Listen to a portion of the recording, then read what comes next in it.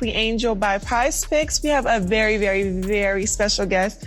The Blueprint, yeah. The drama surrounding Caitlin Clark and Angel Reese has become more than just a basketball story. It has become a cultural firestorm, a social media obsession, and now even a subject addressed by former First Lady Michelle Obama. When Obama decided to weigh in, her words did not land as just casual commentary. They cut into the very heart of what this rivalry has turned into, a lightning rod for conversations about race, gender, media manipulation, and the suffocating influence of online hate. This isn't just about two players anymore. It's about how America consumes sports, how athletes carry the burden of their fame, and how a single rivalry can define an entire league's future. On the podcast All the Smoke with Matt Barnes and Steven Jackson, Michelle Obama admitted something that too many people in sports have ignored. She said the real challenge wasn't just what happens on the court between Reese and Clark. It was what happens when the game ends, when the athletes go home and check their phones. In her words, there's the hate. But now the hate is in your room, on your phone, with you all the time. She pointed out that for young athletes like Clark and Reese, turning it off isn't an option. Their careers, their endorsement deals,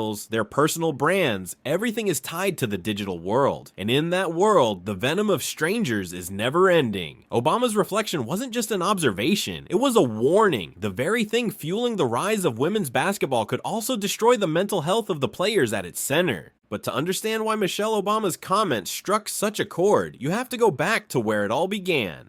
The Caitlin Clark Angel Reese saga didn't start in the Obviously, we'll miss Mill while she's gone, but I think we'll be able to WNBA. It started in college during one of the most explosive moments in women's basketball history. April 2nd, 2023, the NCAA Women's Championship, Iowa versus LSU, Clark versus Reese. The game was already iconic, with Clark playing the role of the unstoppable scorer, and Reese anchoring her team with grit, defense, and rebounding. LSU pulled away for a dominant 102-85 victory. But what happened in the final moments is what turned the game into a cultural flashpoint. Reese hit Clark with John Cena's "You Can't See Me" taunt and pointed to her finger, reminding her that the championship ring was about to be hers. The gesture sent social media into a frenzy. Clark had used the same gesture earlier in the tournament with little criticism. Reese, however, faced immediate backlash, being called classless, ghetto, and worse. That moment split the sports world in two. Some praised Reese for standing up to Clark's off of energy, and we're a dynamic duo where we come off a lot of energy, and we're just super competitive. Swagger with swagger of her own. Others condemned her, fueling what many saw as a racial double standard. Clark, to her credit, defended Reese. She said Reese shouldn't be criticized at all, that it was part of the game's intensity, but it didn't matter. The storyline was born. Reese versus Clark, black versus white, swagger versus composure. Suddenly, women's basketball was no longer just a game. It was a debate raging across TV, social media, and living rooms. The rivalry had crossed into the culture war. Over the next year, Clark and Reese became more than athletes. They became symbols. Both were named Sporting News Athletes of the Year in 2023. Both carried college basketball into record-breaking television ratings. And when they met again in the 2024 NCAA tournament, the drama only escalated. This time, Clark's Iowa team won 94-87, with Clark delivering another jaw-dropping performance and Reese battling through with 17 points and 20 rebounds. The revenge arc was complete and the stage was set for their next chapter, the WNBA. When the 2024 draft arrived, Caitlin Clark was the inevitable #1 what we deserve. It's basketball, WNBA is all I know. And this is the league I love so much.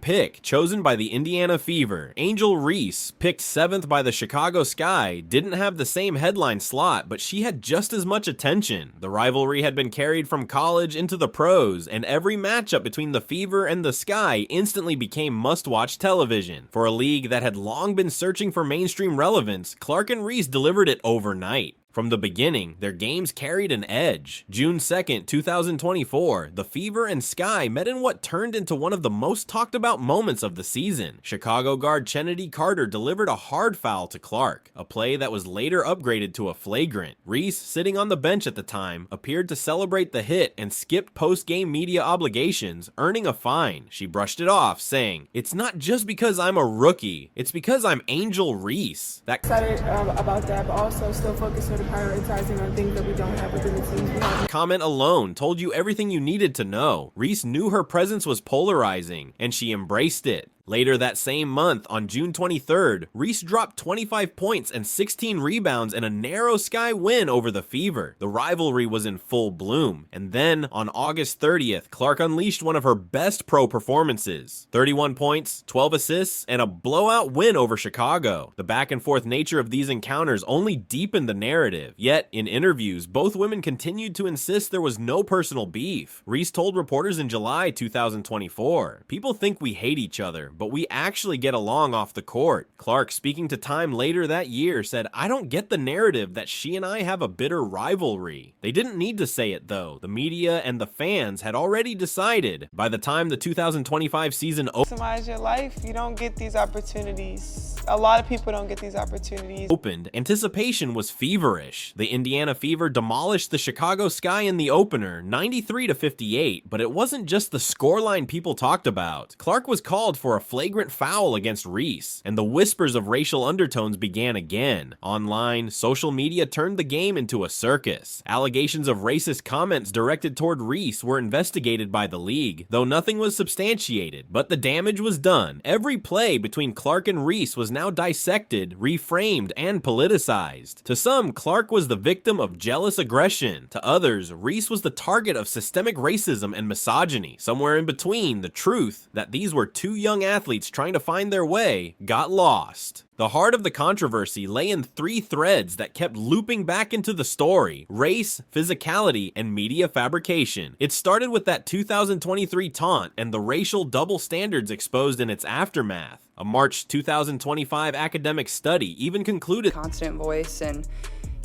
she has a great balance of, when things can be that racial bias influenced how fans and media judged black women athletes like Reese. She herself said the backlash highlighted heavy racial undertones. On the other hand, critics accused her of being obsessed with Clark, of constantly trying to ride her coattails. Meanwhile, every physical foul between them added fuel. Reese was accused of hitting Clark in the head on a layup in 2024. Carter's hip check became a meme. Then in 2025, when Clark was the one called for a flagrant, accusations flipped. Suddenly, Reese was the victim of Clark's physicality. Both sides saw what they wanted to see, and the media, they feasted on every moment. But the darkest side of all this wasn't on the court. It was online. Reese revealed in a podcast that she had received death threats, had fake AI-generated explicit images sent to her family, and had even been followed home. She blamed Clark's most toxic fans, saying their racism crossed every line imaginable. Clark faced her own harassment, accused of exploiting her white privilege in a majority-black league. She even admitted in one interview that she had to reckon with that privilege, though many fans dismissed the all the girls from across the league just being in that room together.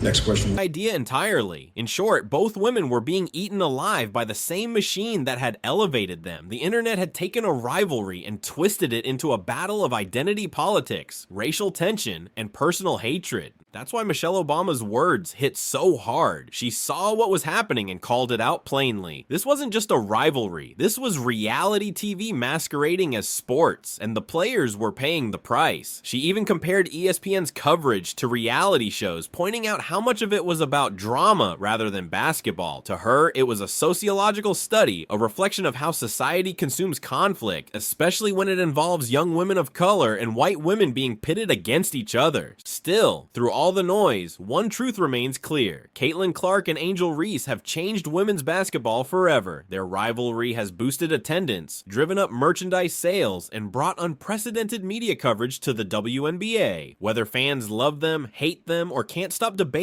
them, they are tuning in, and that, more than anything, is why their story matters. Because the game is bigger now than it has ever been, but so too are the challenges facing the athletes carrying that spotlight. As the 2025 season rolls on, the question remains, can Clark and Reese escape the narratives that have been built around them? Or are they forever locked in a story? That's what you need to be successful, so you got to give them a lot of credit. Line bigger than themselves, one they never asked for but must now live inside. Michelle Obama's plea is clear. Society needs to step back. Remember, these are young women, and let the game breathe again. Because at the end of the day, basketball is supposed to be about joy, not survival. And maybe that's where this story lands. A rivalry that was born out of competition, inflamed by culture wars, manipulated by media, and poisoned by social media hate. Yet somehow, despite all of it, Caitlin Clark and Angel Reese remain the faces of a sport that desperately needed stars.